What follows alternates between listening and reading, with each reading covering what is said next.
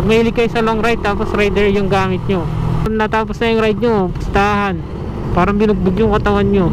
Totoo nga ang chismis mga paps. Once na nag Raider 150 ka at nagpalit ka na ng ibang motor, hanapin mo yung lakas ng Raider mga paps.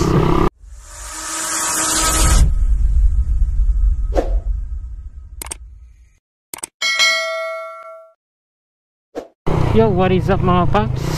Panibagong araw, panibagong vlog na naman tayo. So ngayon, sasamahan lang natin tong tropa dahil nakikipag-swap siya ng kanyang motor. Ito, Aerox 155 dahil gusto niya magbalik loob sa pagiging Raider rider, no?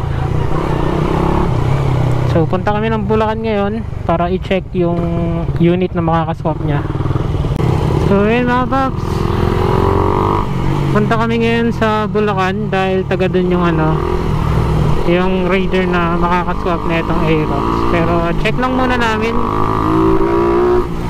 kung goods ba yung Raider na yun, kasi may kataasan na rin yung odo. Nasa 50k plus odo na siya. So check lang namin yung yung pinaka-importante, yung makina.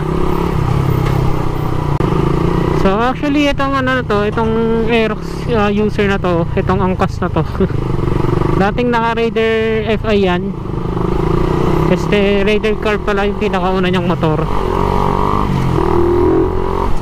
tapos binenta niya Raider cab niya, bumili ng Raider FI. Ngayon, dahil gusto niyang ma-feel yung sports bike, nakipag straight swap siya sa GSXR.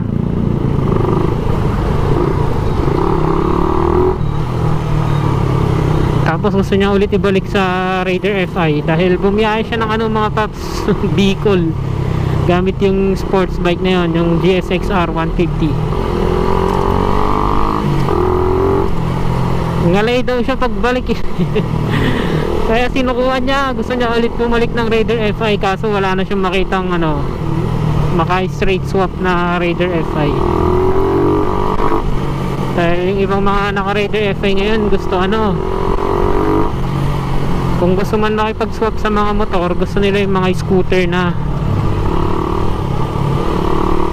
Dahil nga itong Raider FI, kilala to bilang isang motor na nakakangalay. Kaya syempre, kung Raider FI user ka at gusto mo makipag-swap ng motor, syempre pipiliin mo na rin yung nakaka-relax. Kasi nakakapagod din talaga to mga paps sa long ride. Kahit pa sabihin ng iba na sanayan lang yan, dito to yun. Nakakangalay pa din siya mga paps. Pag-usapang long ride talaga, makangalay ka pa rin dito sa Raider. Ilang taon na ako naka-Raider, nakangalay pa rin ako eh. Although makakasanayan mo siya, parang masasanay yung katawan mo sa ngalay, pero hindi pa rin mawawala yung term na ngalay. Dahil meron ka pa rin mararamdaman, lalo na sa long ride mga paps. Pag mahilig kayo sa long ride tapos Raider yung gamit nyo, pag nakarating na kayo, natapos na yung ride nyo, pustahan, parang binugbog yung katawan nyo. So yun mga paps, so ang ginawa nitong nitong kasama ko, yung GSXR niya, nakipag-swap na siya sa sa Honda Click muna. So, para mas mabilis. Dahil yung ibang Honda Click user gusto rin makatesting ng mga decambio, kaya nakipag-swap siya sa Honda Click hanggang nakarating siya dyan sa Aerox 155. So madami muna siya na testing na motor mga paps. Although same engine naman ng Raider tsaka GSXR, yung Raider FI tsaka GSXR, ang kaso iba pa din daw ang performance ng Raider FI. Kaya ito mga paps, biyahe kaming Bulacan ngayon para makipag-swap sa Raider na nakita niya online.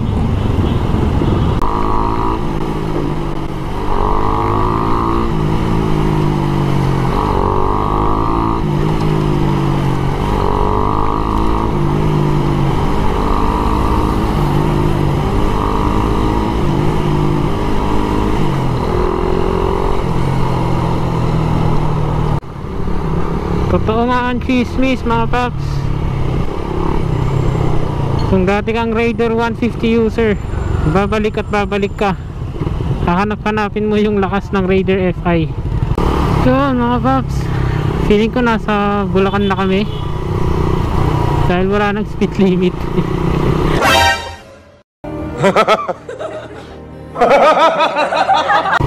Totoo nga ang chismis mga paps. Once na nag Raider 150 ka at nagpalit ka na ng ibang motor, hahanap-hanapin mo yung lakas ng Raider mga paps. Ganyan yung nangyari sa tropa ko. Hinahanap-hanap niya na yung lakas ng Raider. Kaya pag umiram siya ng motor sa akin, pag inaabot ko yung susi ng Mio, ayaw niya. Gusto niya yung susi ng Raider.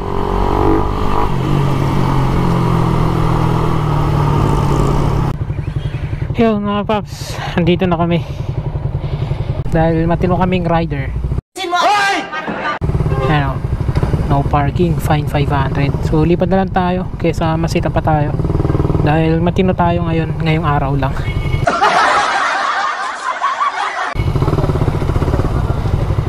Lipat kami sa gasoline station.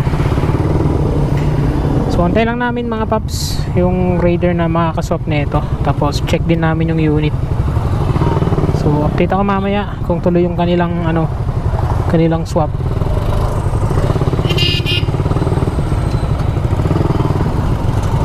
Na nakuha namin color black. So deal na, okay na. So ayan mga paps, okay na, nakuha na namin yung motor. Kala ito na siya, straight swap sa Aerox.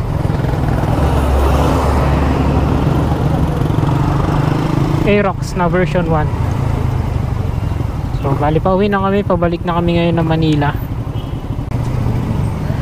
Yan, so maraming salamat mga paps kung umabot kayo sa part ng video na to. Sana wag niyong kalimutang mag-like, mag-comment at pa-subscribe na rin sa aking YouTube channel. Hanggang sa muli, peace out. I know you told your friend you're not